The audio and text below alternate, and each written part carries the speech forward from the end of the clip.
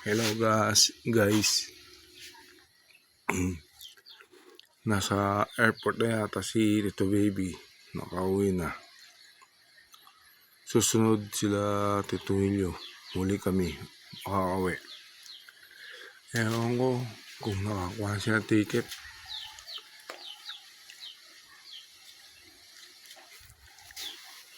Susunod din sila Tito Julio.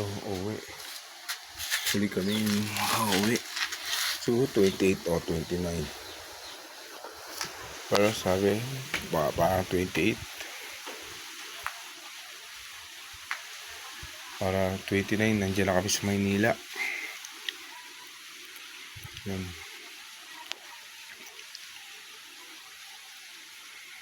Kaya, siguro huli kong vlog. Baka siguro 28 o baka siguro 28. Kasi uwi na din kami sa Maynila. Kaya next year na ulit. Sana swerte na ako sa 6 digit mamaya.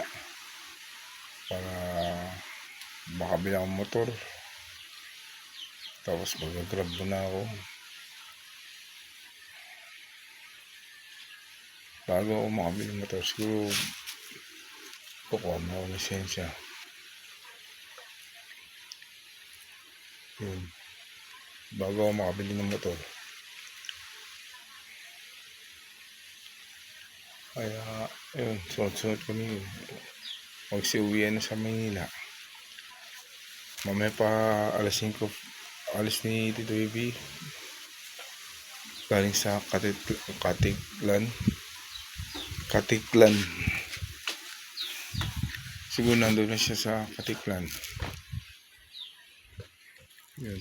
Kaya, siyempre,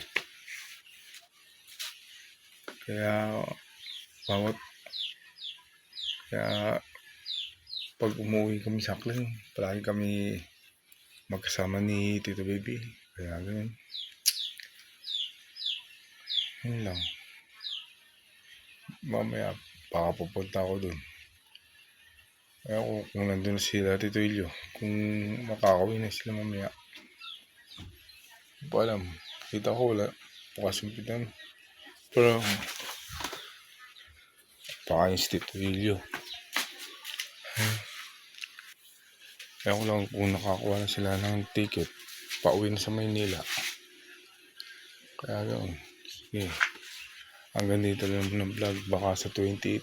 Baka last day na namin dito. Kaya yun. Sige. Hanggang dito lang ng vlog ko. Bye.